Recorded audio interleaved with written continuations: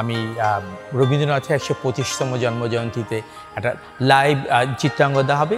বাংলাদেশ থেকে প্রায় ৪০ জনের একটি টিম গেছে, সেই টিমে আমিও ছিলাম, নাচ করেছি রবীন্দ্র সদনে।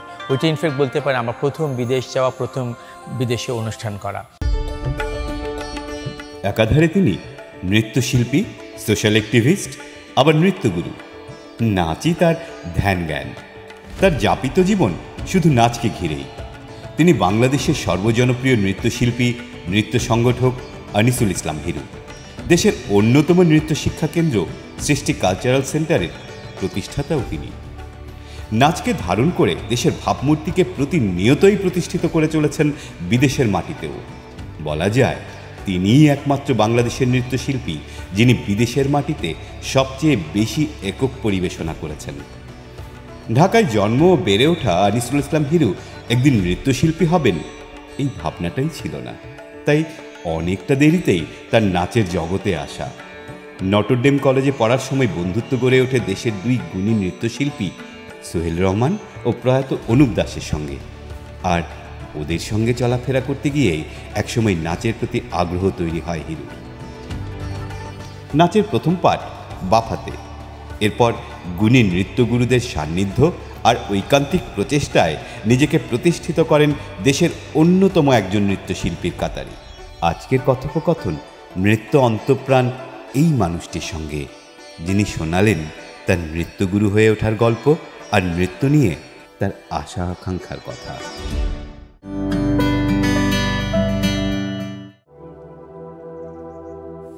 নাচ শেখাটার পিছনে একটা আসলে গল্প আছে, খুব ইন্টারেস্টিং গল্প। সেটা হলো আমি যখন নটরডেম কলেজে পড়তাম, আমার দুজন ক্লাসমেট ছিল, একজন সোহেল রহমান আর আরেকজন ছিল অনুপ কুমার দাস। সোহেল রহমানকে আপনারা সবাই চেনেন, এক নামে সবাই আমাদের দেশে চিনে, এত বড় একজন নৃত্যশিল্পী। আর অনুপকে আমরা অনেকেই ভুলে গেছে, অনুপের কথা। মাঝখানে অনেক বছর আগে আমেরিকা চলে গিয়েছিল এবং আনফর্চুনেটলি ও আর পৃথিবীতে নেই। তো আমরা যখন পড়তাম আমরা তিনজন খুব ভালো বন্ধু ছিলাম, আরেকজন ছিল আজাদ। আমাদের যখন ক্লাস শেষ হয়ে যেত আমরা অনেক আড্ডা দিতাম। তো একসময় আমরা সিদ্ধান্ত নিলাম যে আমরা আড্ডাটা কীভাবে টিকিয়ে রাখবো। পরীক্ষা শেষ হয়ে গেল, আমরা পাশ করে ফেললাম। তখন সবাই বলল যে আমরা যদি একটা কোনো মিটিং প্লেস ঠিক করতে পারি। তো সেইটা চিন্তা করে সোহেল বলল যে আমরা সবাই মিলে ইসে যেতে পারি বুলবুল একাডেমিতে। তো বুলবুল একাডেমিতে সোহেল তখন টিচার, আর অনুপ ছিল ছায়ানটে নাচ শিখতো, ও চলে আসলো। আর আমি নতুন করে নাচে ভর্তি হলাম। আর আজাদ ভর্তি হলো রবীন্দ্রসঙ্গীতে। আনফর্চুনেটলি আজাদও পৃথিবীতে নেই, কারণ ও একটা অ্যাক্সিডেন্টে মারা গেছে। তো আমরা এই বন্ধুরা মিলে একসাথে বুলবুল একাডেমিতে যেতাম, আড্ডা দিতাম আর নাচ শিখতাম। নাচ শেখার প্রথম দিকে আমার আবার একটু স্বাদ জাগলো যে সবাই তো নাচ করে নাম করছে, বিদেশে যাচ্ছে, স্টেজে পারফরমেন্স করছে, টেলিভিশনে করছে। তো আমারও এরকম মনে হলো যে একটু স্বাদ জাগলো যে আমি যদি একটু করতে পারি। অনেকটা বলতে পারেন যে লোভের বশবর্তী হয়ে আসলে তখন আরও নাচ শেখার দিকে আগ্রহ প্রকাশ করলাম। তারপরে সেইভাবে চলতে থাকলো নাচ শেখা আমার। নাচ শিখতে শিখতেই আমরা একটু সিনিয়র হয়ে গেলাম। তখন বুলবুল একাডেমিতে একটা প্রোডাকশন ইউনিট ছিল, সেই প্রোডাকশন ইউনিটে আমরা জবের মতোই করতাম এবং সেখানে আমরা একটু ছোটোখাটো একটু রেমুনারেশন পেতাম। তো সেটা দিয়ে আমরা যেহেতু স্টুডেন্ট ছিলাম, তখন আমি অনার্সও ভর্তি হলাম ইকোনমিক্সে, পাশাপাশি নাচও শিখলাম। তারপরে শিখতে শিখতে আমার একটা সৌভাগ্য হলো আমি রবীন্দ্রনাথের ১২৫তম জন্মজয়ন্তীতে একটা লাইভ চিত্রাঙ্গন দেওয়া হবে। বাংলাদেশ থেকে প্রায় ৪০ জনের একটি টিম গেছে, সেই টিমে আমিও ছিলাম, নাচ করেছি রবীন্দ্র সদনে। ওইটা ইনফ্যাক্ট বলতে পারেন আমার প্রথম বিদেশ যাওয়া, প্রথম বিদেশে অনুষ্ঠান করা। ওই সময়টাতে আসলে অনেক মেয়েরা নাচ শিখতো, কিন্তু তো আমি বলবো যে সেই মেয়েরা যারা নাচ শিখতো খুব বেশি সময় ধরে নাচ করেনি। যারা একটু বড় হয়েছে তারা নাচ থেকে আবার সরে দাঁড়িয়েছে, বা বিয়ের পরে আর মেয়েরা নাচ করতো না। আর যে কজন ছেলেরা নাচ করতো তার মধ্যে অনেক সময় শুনতে হতো যে তোমরা কি মেয়েদের ড্রেস পরে নাচো কি না। কারণ সময়টা এমন ছিল যে ওই সময় এই মানসিকতা সবার ছিল। তারপরে এখন তো আমি মনে করি আমরা যারা ওই সময় ছিলাম, যারা ইন্ডিয়া থেকে বা অন্য দেশ থেকে যারা ট্রেনিং নিয়ে আসছে, এরপরে যে নাচের একটা বিপ্লব হয়েছে, এখন আসলে সেই জায়গাটা আর নেই। তো তারপরে তো আমি বুলবুল একাডেমি থেকে নাচ শেষ করে আমরা প্রোডাকশন ইউনিটে কাজ করতাম, সেখানে খুব যৎসামান্য আমাদেরকে টাকা দেওয়া হতো। সেটা তখনকার জন্য আমাদের কাছে আসলে মনে হতো যে এটা অনেক বড় একটা পাওনা আমাদের জন্য, যে এই সময় আমরা তখন স্টুডেন্ট ছিলাম, তারপর নিজের একটু মানে আর্থিক একটু সহযোগিতা হচ্ছে, এটা কম কিছু নয়। দেন আগেই বলেছিলাম যে নাচ শেখার পেছনে আমার অনেকগুলো লোক কাজ করতো, যে আমি টেলিভিশনে করব, বিদেশে যাব। তারপরে 96-এ আসলে আমি একটা সুযোগ পেলাম বিদেশে প্রোগ্রাম করার, সেটা হলো কলকাতাতে। তো বুলবুল একাডেমি থেকে আমি আমার প্রথম বিদেশে যাওয়া এবং প্রথম অনুষ্ঠান করা রবীন্দ্রনাথ ঠাকুরের চিত্রাঙ্গতে আমরা লাইভ করেছিলাম পুরো ডান্স ড্রামাটা। প্রায় 40 জন আর্টিস্ট আমরা গিয়েছিলাম, গানের নাচে সব মিলিয়ে। তো সেটা আমরা ওই সময়তে আমরা রবীন্দ্র সদনের প্রোগ্রাম করেছি। আর যেহেতু প্রথম বিদেশ, আমার কাছে সব কিছু খুব এক্সাইটেড মনে হয়েছিল এবং আমি খুব এনজয় করেছি। দেন তারপরে আমি 2 বছর পরে ভারত সরকারের বৃত্তি নিয়ে আমি চলে গেলাম দিল্লিতে। এর মধ্যে আসলে আমি অনার্স কমপ্লিট করলাম ইকোনমিক্সে। ওই আমার পড়াশোনার সময়টাতে আসলে আমি পার্ট টাইম নাচ শিখতাম বুলবুল একাডেমিতে। দেন আমি স্কলারশিপে ইন্ডিয়া চলে গেলাম। নাচ নিয়ে আসলে বুলবুল একাডেমি থেকে যখন আমরা একটু এগিয়ে যাচ্ছিলাম, হঠাৎ আমার কাছে মনে হলো একটু যদি ক্লাসিক্যাল নাচ শিখতে পারতাম। তো সেই মানে আগ্রহ থেকেই আমাদের দেশে একজন মণিপুরী নৃত্য গুরু ছিল, নাম শান্তিবালা সিনহা। উনি গুরু বিপিন সিংয়ের খুবই একজন সুযোগ্য শিষ্য ছিলেন এবং খুব ভালো মণিপুরী করতেন। এই ভারতবর্ষের মধ্যে আমি মনে করি উনি একজন চৌকস মণিপুরী নৃত্যশিল্পী ছিলেন। তো ওনার কাছে আমরা আসলে প্রাইভেট নাচ শেখা শুরু করলাম। ওইটা উদ্যোগটা আসলে লুবনা আপাই ছিল। আমরা সেখানে অনেকেই নাচ শিখতাম। সোহেল ছিল, রতন ছিল, শর্মিলাদি ছিল, লুবনা আপা, তারপরে মিনু আপা ছিল, আর লুবনা আপার মেয়েও নাচ শিখতো ওখানে, অনুষে, যে অনেক গান গায়, এখন সবাই চিনে ওনাকে। তো আমরা এই কয়জন ওখানে শিখতাম। তো শিখতে শিখতে একদিন হঠাৎ করে শুনলাম যে শান্তিদি ক্যানাডাতে চলে যাচ্ছেন সবসময়ের জন্যে, এবং উনি চলে গেলেন। তখন আর ক্লাসিক্যাল কোনো ডান্স আসলে শেখা হচ্ছিল না। এরই মধ্যে একটু সুযোগ হলো ভারতে যাওয়ার, সেটা ভারত সরকারের বৃত্তি নিয়ে। তো ভরতনাট্যমের আগ্রহ যদি আমি বলি, ওই সময়ে দেশ পত্রিকা বের হতো, একটা সংকলন শুধু নাচের উপরে করেছে। সব ভারতের যত বিখ্যাত গুরু আছে সবার জীবনী নিয়ে সুন্দর একটা পত্রিকা বেরিয়েছিল। সেই দেশ পত্রিকায় পাতা উল্টাতে উল্টাতে আমি দেখলাম যে একজন ভদ্রমহিলার ভরতনাট্যমের খুব সুন্দর সুন্দর পশ্চাৎ, এবং নাম দেখলাম লীলা স্যামসন। তো একটু খটকা লাগছিল যে ইন্ডিয়ান, আবার লীলা স্যামসন নামটা যেন কেমন মনে হচ্ছিল, যে আদৌ ইন্ডিয়ান কিনা। পরে আমার যখন ভরতনাট্যমের উপরে যখন আমার স্কলারশিপ হয়ে গেল, আমাকে বড়দিন ইউনিভার্সিটি পাঠানো হলো। বড়দিন ইউনিভার্সিটিতে আমার স্কলারশিপ হলো, ওখানে গুরু সিবি চন্দ্রশেখর স্যারের আন্ডারে ছিলাম। কিন্তু কোনো কারণে আমার আসলে ওই ইউনিভার্সিটিতে পড়ালেখা আমার খুবটা ভালো লাগছিল না। এই জন্যে যে আমি এমনিতেই ঢাকাতে যখন অর্থনীতিতে পড়েছি, লম্বা সময় ধরে আমাকে আসলে অনার্স পাস করতে হয়েছিল, কারণ সেশন জট ছিল। তা আমার আবার ইউনিভার্সিটিতে আবার একটা ডিগ্রি নেওয়ার জন্য 4-5 বছর পড়াশোনা করার সময় ধৈর্য ছিল না। তারপরে আমি দিল্লিতে চলে আসলাম। আমার বন্ধু দিল্লিতে ছিল, অনুপ, ও আমার 1 বছর আগে গিয়েছিল, কত্থক শিখত। ওকে আমি চিঠি লিখে জানালাম যে আমি দিল্লিতে আসতে চাই। তারপর ও সম্মতি পেয়ে আমি দিল্লিতে গেলাম। তারপরেও আমাকে নিয়ে গেল ইনস্টিটিউটে। আমি আমার গুরু লীলা স্যামসনের কাছে দেখা করার জন্য ওনার হোস্টেলে, ওনার যে বাসায় থাকতেন সেখানে গেলাম। তারপর ওনাকে আমি সব বুঝিয়ে বললাম। উনি প্রথম দেখাতেই আমাকে কেন জানি অ্যাকসেপ্ট করে নিল, কিন্তু তারপরেও বলছিল যে চন্দ্রশেখর স্যার এত বড় একজন গুরু, ওনাকে ছেড়ে তুমি কেন আমার এখানে আসতে চাও। আমি আবার সেই পুরনো ইতিহাসটা বললাম যে আপনার পত্রিকাতে আমি ছবি দেখে আমার তখনই একটা মনের মধ্যে একটা আশা ছিল, স্বাদ ছিল যে আপনার কাছে যদি কখনো যেতে পারতাম, এবং সেই উদ্দেশ্য নিয়েই ওখানে যাওয়া। এবং পরবর্তীতে আমি আমার গুরুর কাছেই থেকে গেলাম। আমি গুরু শিষ্য পরম্পরা সিস্টেমে ওনার কাছে প্রায় 5 বছর নাচ শিখেছি। 3 বছর শিখেছি শ্রীরাম ভারতীয় কলা কেন্দ্রে, আর 2 বছর করেছি আমি গান্ধর্ব মহাবিদ্যালয়ে। গুরুর সান্নিধ্যে থাকাটা আসলে একটা অনেক বড় একটা পাওয়া, এবং আমি ভীষণ ফরচুনেট ছিলাম যে ওনার মতো মানুষ, এত ভালো সৎ মানুষের আন্ডারে আমি গিয়েছিলাম, এবং গুরু হিসাবে তিনি অতুলনীয়। ওনার কাছে যে শুধু আমি নাচ শিখেছি তা নয়, জীবনে প্রত্যেকটা জিনিস আমি ওনার কাছ থেকে শিখেছি। কিভাবে কথা বলতে হবে, কিভাবে মানুষের সাথে মিশতে হয়, আমার টেস্টটা চেঞ্জ হয়েছে, জামা কাপড় কীভাবে পরবো, কোথায় গেলে কোন জামা কাপড়টা পরা উচিত, সব কিছু মিলে আসলে আমার জীবনে একটা বড় একটা টার্নিং পয়েন্ট ছিল এই দিল্লি যাওয়া এবং আমার গুরুর সাথে মিট করা। লীলা স্যামসন তো আমার গুরু, কিন্তু আমরা আসলে ওনাকে আক্কা ডাকতাম।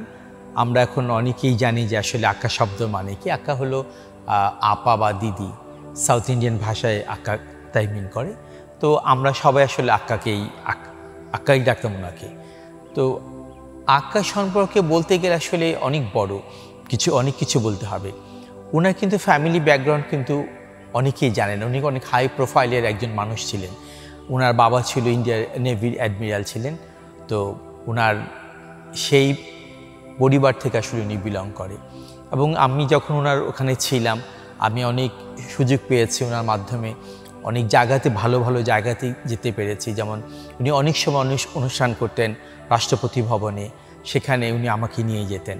তো আমি তো রাষ্ট্রপতি ভবনে যাওয়া তো দূরের কথা, অন্য কোনো বড় কোনো নেতার বাসায় যাওয়ার কথাই কল্পনা করতে পারিনি। কিন্তু আমার আক্কার কল্যাণে আমি রাষ্ট্রপতি ভবনে অনেকবার গিয়েছি। ওখানে রাষ্ট্রপতি ঠিক কাছাকাছি বসে অনুষ্ঠান দেখেছি এবং প্রায়ত প্রাইম মিনিস্টার রাজীব গান্ধী, ওনাকেও আমি অনেকবার দেখেছি। কারণ রাজীব গান্ধীর মেয়ে প্রিয়াঙ্কা গান্ধী আমার গুরু স্টুডেন্ট ছিল। তো সেই সুবাদে ওই পরিবারের সাথে ওনার অনেক যাওয়া আসা ছিল। আর সবচেয়ে বড় কথা যে আমার গুরু আসলে কখনো কারোর কাছে কোনো অ্যাডভান্টেজ নেননি। আক্কা সবসময় খুব লো প্রোফাইলেই থাকতেন। উনি চাইতেন যে উনি যে শিল্পী, একদম সত্যিকারের অর্থে একজন শিল্পী, সেইভাবেই উনি ওনার জীবনযাপন করতেন, এখনও করেন। আমি এখনও গেলে, উনি এখন চেন্নাইতে থাকে, আমি ওনার বাড়িতেই থাকি গেলে। এবং অনেক আমার সাথে আমার যেই গুরু বা আক্কার সাথে যে একটা রিলেশনশিপ, সেটা একদম নিহাতি একজন ছেলে আর মায়ের যেই রিলেশনশিপটা, উনি আমাকে আসলে প্রচণ্ড ভালোবাসেন। আগেও বাসেন, এখনও বাসেন, এটা কোনো কমতি হয়নি। আমার সবসময় সে যোগাযোগ হয়, টেলিফোনে কথা বলি। আর আমি চেষ্টা করি বছরে 1-2 বার ওনার ওখানে যেয়ে ওনার সাথে মিট করা। এবং এটা উনিও নিজেও পছন্দ করেন। লম্বা একটা সময় হয়ে গেলে উনি নিজেই বলেন, তুমি অনেক দিন আসো না আমার এখানে। তো আমি সেই জায়গাটা থেকে ওনাকে অনেক শ্রদ্ধা করি। ওনার এই যে ভালোবাসার, এটা আসলে ঋণ শোধ করা যাবে না। যখন আসলে ইন্ডিয়া থেকে আমি দেশে চলে আসলাম, তখন তো একটু স্বপ্ন নিয়ে আসছি, যেমন অনেক কিছু করব, দেশে অনেক পারফরমেন্স করব, দেশ বিদেশে ঘুরব, শিক্ষা দিব, স্টুডেন্ট তৈরি করব, অনেক কিছু। কিন্তু আসলে ঠিক যেভাবে চিন্তা করে দেশে আসছি, ঠিক সেইভাবে আসলে হয়নি। এসে দেখলাম যে না, জায়গাটা ভীষণ কঠিন হয়ে গেছে আগের থেকে। এখন আমাকে আবার শূন্য থেকে শুরু করতে হচ্ছে। তো আমি অনেক কাঠখড় পুড়িয়েছি, আমি বিভিন্ন জায়গায় যোগাযোগ করেছি, যারা আমাদের অগ্রজ ছিল তাদের সাথে যোগাযোগ করেছি, তাদের গাইডলাইন নিয়েছি। আমি শিল্পকলা একাডেমিতে অলমোস্ট প্রত্যেক দিন যেতাম। তখন তো এক সরকারি সুযোগ সুবিধা ছাড়া আর কিছুই ছিল না, এবং একটাই টেলিভিশন ছিল, সেটা হলো বিটিভিতে। সেই অর্থে আমাকে অনেকে হয়তো চিনে না। আর মাঝখানে 5 বছর একটা লম্বা গ্যাপ হয়ে গেছে। অনেক প্রডিউসার যাদেরকে চিনতাম তারা হয়তো রিটায়ারমেন্টে চলে গেছে, বা কেউ সিনিয়র হয়ে গেছে।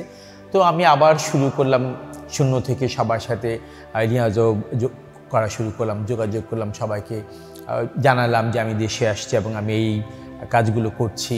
আমি ভরতনাট্যমের উপরে স্পেশালাইজেশন কোর্স করে আসছি।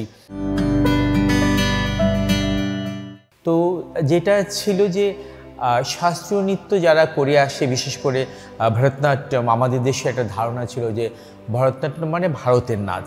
আর সেকেন্ড যেটা হলো, যেটা সম্পূর্ণ একটা হিন্দুয়ানি নাচ। এই জিনিসটাকে আমাকে কাটিয়ে তোলার জন্য বা মানুষকে বোঝানোর জন্য একটা লম্বা একটা সময় আসলে আমরা নিয়েছি। আর আমরা আগে যারা ভরতনাট্যম করে আসছিলেন, শুক্লাদি, বেলায়েত ভাই, তারপরে তার অনেক পরে সোমা আসছেন, তো ওনারাও চেষ্টা করেছে। বাট আমার কাছে মনে হয়েছে আমি যখন আসি আর সময়টা আরও বেশি কঠিন হয়ে গেছে। যেমন আমার এখনও মনে আছে, টেলিভিশনে প্রোগ্রাম করতে গেছে, ভরতনাট্যম করতে গেছে, আমাদেরকে বলেছে যে ধুতি পরা যাবে না, খালি গায়ে নাচা যাবে না ছেলেদেরকে।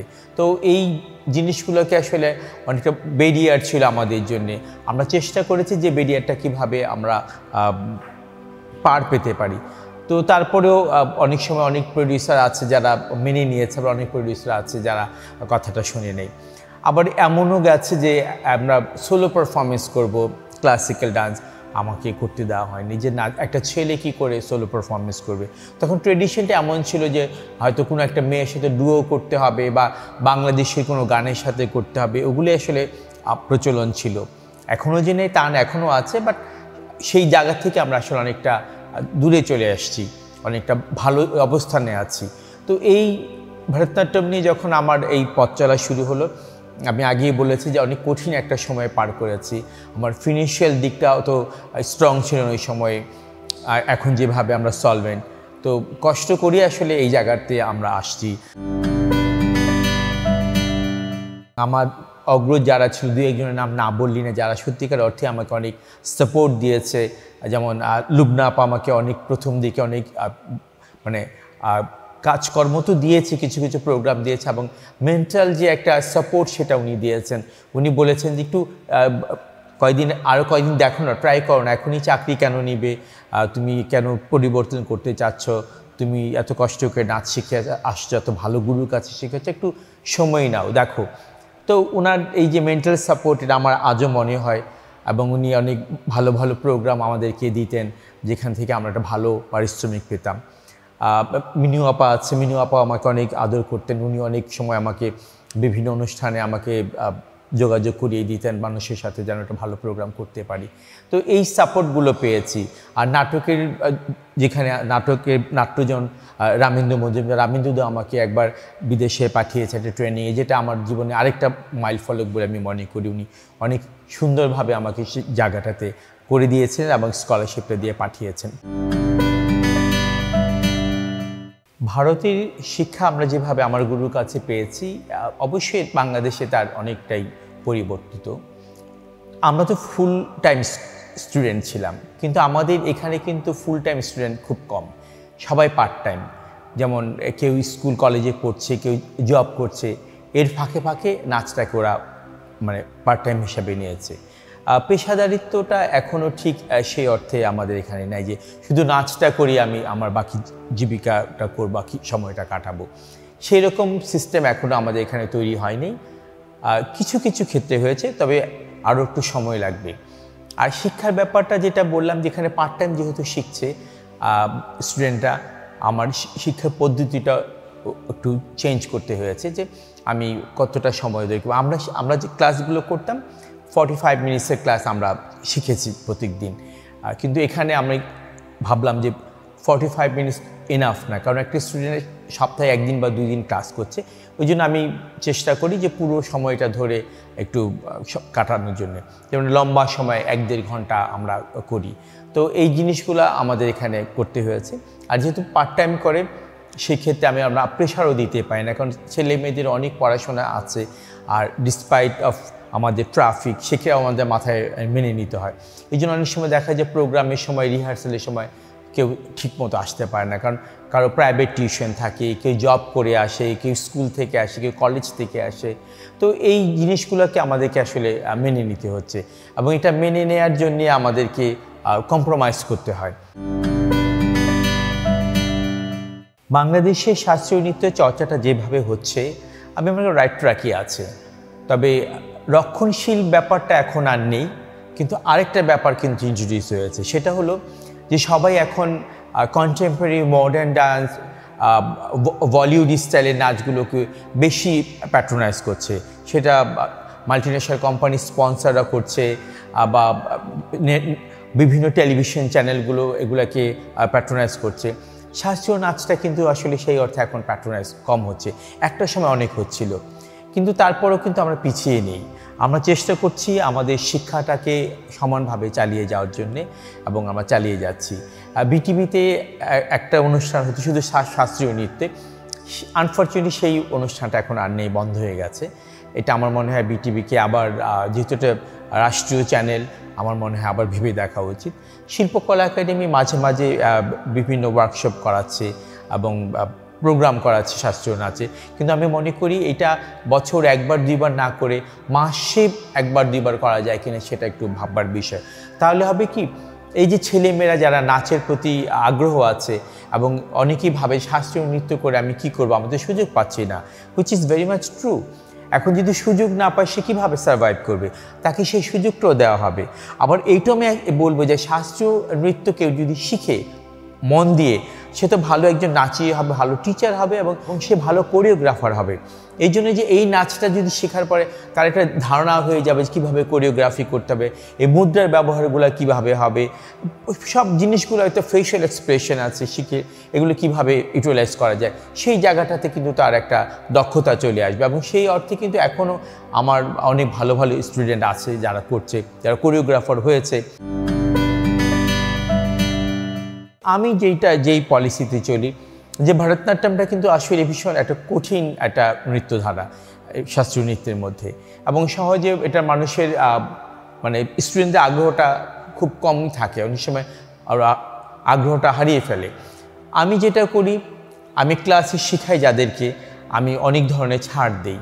যেমন আমার মনে হয় মানে বাংলাদেশে, ঢাকা শহর বলবো না, বাংলাদেশ সবচেয়ে কম ফিজ নিয়ে আমি নাচ শিখাই। আমার উদ্দেশ্য হলো যে আমার যে কলাটা আমি শিখেছি এটা যেন আমার ছেলেমেয়েরা শিখতে পারে, শিখে যেন ধরে রাখতে পারে, চর্চাটা যেন হয়, সেই উদ্দেশ্যে আমি এই পলিসিটা অবলম্বন করেছি। অনেকে হয়তো ভাববে যে না ঠিক না, বা সস্তার কোনো মূল্য হয় না, অনেক সময় সস্তা জিনিস মানে কি ভ্যালু দেয় না, কিন্তু আমি সেইটা চিন্তা না করে আমি ভেবেছি যে না, শিখুক ছেলেমেয়েরা, এবং দিনে দিনে কিন্তু ছেলেমেয়েরা শিখছে, আগ্রহ হচ্ছে।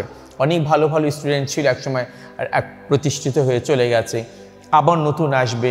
আমি সবসময় একটা কথা বলে থাকি যে আমরা যারা টিচার, আমরা তো কারিগর, আমরা একটা তৈরি করব, চলে যাবে, আবার একজন তৈরি করব, তো এইভাবে আসলে ধারাবাহিকতা রয়ে যাবে। আর শুরুতে থাকে, এখন ডেডিকেশনটা তো আমি আসলে কেউ জোর করে করাতে পারবে না, নিজে থেকে করতে হবে। এখন কমিটমেন্ট ছেলে মেয়েদের কমে গেছে, ডেডিকেশনটাও কমে গেছে। যারা 2-4 বছর শিখেছে তারা ভাবে এখন আমরা অনেক ভালো শিখিয়ে ফেলেছি, আমাদের আর দরকার নেই, কিন্তু তারা বুঝতে পারছে না যে এই জিনিসটা তাদের আরও দরকার আছে। আগেই বলেছে শিক্ষার তো শেষ না, আমি এখনও পারলে আমি এখনও শিখি, বিভিন্ন জন কাছ থেকে বিভিন্ন জিনিস দেখে শিখি, তো শিখতেই পারে। তো এখনকার ছেলে মেয়েরা যারা আছে এরা আসলে শিক্ষার ব্যাপারে একটু অনীহা প্রকাশ করে। ওরা আসলে মূলত প্রোগ্রাম ওরিয়েন্টেড, টেলিভিশনে কতক্ষণ প্রোগ্রাম করবে, বিদেশে কখন যাবে, সেই জায়গাতে ওদের নজর বেশি রাদার দেন শিক্ষার ব্যাপারটা। তো এই ডেডিকেশন আসলে একেবারেই কমে গেছে, 2-1 জনের আছে, আর বাকিদের একেবারেই নাই। সৃষ্টি কালচার সেন্টার আসলে এইভাবে আসছে।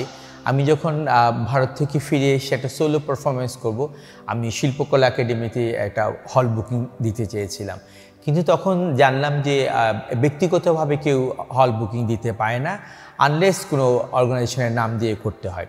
তখন আমি ভাবলাম যে প্রোগ্রামটা যখন করছি তখন তাহলে একটা অর্গানাইজেশনের নাম দিয়েই করতে হবে।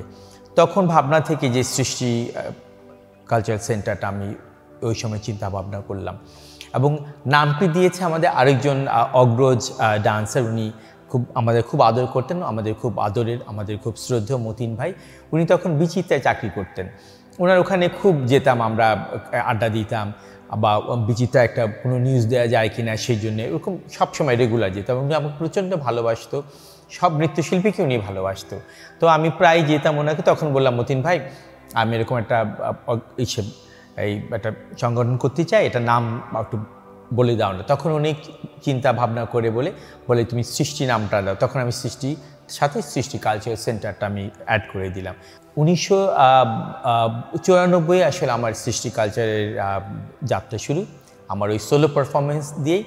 তখন আমি ওই অনুষ্ঠানের মাধ্যমে এই আজ অবধি সৃষ্টি কালচার সেন্টার রয়ে গেছে। এখন তো বাংলাদেশের অনেকগুলো সংগঠনের মধ্যে সৃষ্টির নামটা অন্যতম, সবাই জানে, এবং আমি খুব প্রাউড ফিল করি যে এই নামের সাথে যে আমার যে কর্মকাণ্ড জড়িয়ে আছে সেটা সবার কাছে গ্রহণযোগ্যতা পেয়েছে এবং আমরা অনেক বড় বড় অনুষ্ঠান করেছি, ডান্স ড্রামা করেছি। আমি যখন ইন্ডিয়া থেকে দেশে চলে আসলাম তখন আমি বিভিন্ন জায়গায় কাজ শুরু করলাম এবং কাজ করতে যেয়ে আমি ওই লুবনাপাড় আম্মার দুটো স্কুল ছিল, একটা প্রতিবন্ধীদের স্কুল দীপশিখা কল্যাণী, আর একটা ছিল দীপশিখা ছিন্নমূল বাচ্চাদের নিয়ে।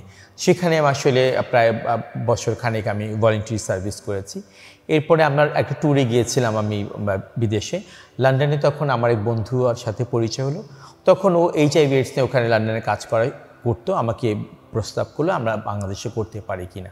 তারপরে আমি বললাম যে হ্যাঁ নিশ্চয়ই করতে পারি। তো আইডিয়াটা আমার ভালো লাগে। তখন ও বাংলাদেশে আসলো। তো সেই থেকে 96 থেকে আসলে আমরা বন্ধু সোশ্যাল ওয়েলফেয়ার সোসাইটি নামে রিপ্রোডাক্টিভ হেলথ নিয়ে কাজ শুরু করলাম এবং HIV/AIDS নিয়ে আমরা কাজ শুরু করেছি। তো ওই কাজ করতে যেই অনেক দিন পরে আমাদেরকে আবার বলা হলো যে আমরা যেন তৃতীয় লিঙ্গের মানুষ নিয়ে কাজ করি। তো তৃতীয় লিঙ্গের মানুষ নিয়ে যখন আমরা কাজ শুরু করেছিলাম, আমাদের সেই কাজটা এখনও চলছে এবং আমরা বাংলাদেশ সরকারের সহযোগিতা, আমরা বিদেশি ডোনারদের সহযোগিতায় অনেক করে আজ এখানে আসছি এবং এখানে আমরা তৃতীয় লিঙ্গের ওদের স্বাস্থ্যসেবা, তারপরে আপনার হিউম্যান রাইটস নিয়ে এগুলো ইনশিওর করা আমাদের এখন কাজ। এবং আপনি জেনে থাকবেন যে আমাদের এই কাজের একটা বড় একটা দুটা মাইল ফলক কাজ আমরা করেছি। একটা হলো এবার যে সেন্সাস হচ্ছে, জনশুমারি হচ্ছে, সেখানে তৃতীয় লিঙ্গকে আমরা ইনক্লুড করতে পেরেছি। আমরা BBS এবং হিউম্যান রাইটস কমিশনের সাথে সিরিজ আমরা মিটিং করেছি, ওয়ার্কশপ করেছি, করে শেষে ওনারা এগ্রি হয়েছে যে হ্যাঁ তৃতীয় লিঙ্গের একটা স্বচ্ছ হিসাব আমাদের থাকা উচিত, আমাদের দেশে কতজন আছে। তো সেটা এবার জনশুমারিতে ইনক্লুড করা হয়েছে। তো এটা একটা বড় একটা অ্যাচিভমেন্ট। আরেকটা যেটা করেছি আমরা, যে স্কুল কলেজ থেকে বিভিন্ন সময় তৃতীয় লিঙ্গের মানুষগুলো ড্রপ আউট হয়ে যাচ্ছে তাদের বিহেভিয়ারের কারণে, তাদের লৈঙ্গিক পরিচয়ের কারণে। সেই জায়গাটাকে আমরা মানে চেষ্টা করেছি যেন এনশিওর করা যায় কেউ যেন ড্রপ আউট না হয়। আমরা টেক্সট বুক বোর্ডের সাথে অনেক দিন থেকে কাজ করেছি। আমরা ওখানেও আমরা সিরিজ ওয়াইজ আমরা মিটিং করেছি, ওয়ার্কশপ করেছি। এরপরে ওনারা যেটা হয়েছে যে এখন ক্লাস 5 থেকে একটা সাপ্লিমেন্টারি বই পড়ানো হয় তৃতীয় লিঙ্গে এই মানুষের বিহেভিয়ার সম্পর্কে এরা কারা। তো এই যে ওরিয়েন্টেশন দিয়ে আস্তে আস্তে করা হচ্ছে, এইটাও আমাদের কাছে মনে হচ্ছে আমাদের বড় একটা অ্যাচিভমেন্ট।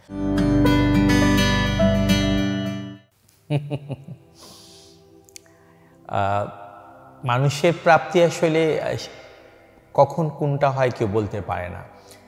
আমার প্রাপ্তি সবটাই আমার প্রাপ্তি, আমার কোনো আক্ষেপ নাই কোনো কিছুতেই।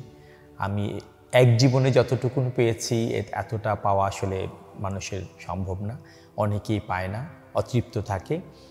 আমার সেই জায়গাতে আমি একদম সম্পূর্ণভাবে তৃপ্ত। আমার কোনো আকাঙ্ক্ষা নেই, আমার কোনো ভবিষ্যৎ পরিকল্পনা নেই, আমি পরিকল্পনা করে কাজ করতে পারি না। আমার বর্তমানকে নিয়ে আমি বেশি ভাবি এবং বর্তমানটাকেই নিয়েই ভবিষ্যতে কী করা যায় সেখান থেকে আসলে বর্তমানই বলে দিবে যে ভবিষ্যৎ কী হবে। তো সেইভাবে আমি কাজ করছি। অনেকে অনেক অতৃপ্ত থাকে, আমার সেই দিক থেকে খুবই কম আছে। তবে শিল্পী মানুষ যারা আছে, যারা ক্রিয়েটিভ মানুষের কিন্তু একটু অতৃপ্ত থেকেই যায় কোনো একটা সময়। সেই জায়গা থেকে আমি বলবো আমার শৈল্পিক দিক থেকে আমার কাছে মনে হচ্ছে আমি যদি আরেকটু ভালো কাজ করতে পারতাম, আর একটু ভালো একটা নাচ কোরিওগ্রাফি করতে পারতাম যেটা মানুষের কাছে অনেক আরও বেশি ভালো লাগবে, আরও বেশি দিন মনে রাখবে, সেরকম কিছু করতে পারলে আমার মনে হচ্ছে আর একটু তৃপ্তি পেতাম। বাট এই জীবনে যতটুকুন করেছি, যতটুকুন প্রশংসা পেয়েছে আমার মতো মানুষের, ছোটোখাটো একটা মানুষ, কুৎসিত মানুষ আমি অনেক পেয়েছি, আমার কোনো আক্ষেপ নেই। চেষ্টা করেছি সারা জীবন ভালো মানুষ হয়ে থাকার জন্যে, মানুষকে যেন না ঠকাই সেই দিকে চিন্তা করেছি, মানুষের যেন উপকার হয় সেই কথাটা ভেবেছি। যদি কারো ভালো করতে না পেরেছি, খারাপটা করিনি, চুপচাপ থেকেছি। এই জিনিসগুলোকে আমার মনে হচ্ছে আমার অনেক আত্মতৃপ্তি আছে। আমি মনে করি এই গুণটা মানুষের থাকা উচিত। আর শিল্পী হিসাবে আমি বলবো যে একজন শিল্পীর অনেক দায়িত্ব থাকে, অনেক দায়বদ্ধতা থাকে তার পরিবারের প্রতি, তার সমাজের প্রতি, তার দেশের প্রতি, এবং দেশের বাইরে বিদেশেও অনেক কিছু করার থাকে, অনেক জনকল্যাণমূলক কাজ করা থাকে। সেটা সবার করা উচিত এবং আমি একটু হলেও করতে পেরেছি, এটা আমার কাছে মনে হয়েছে যে এটাও আমার একটা জীবনে একটা বড় পরম পাওয়া।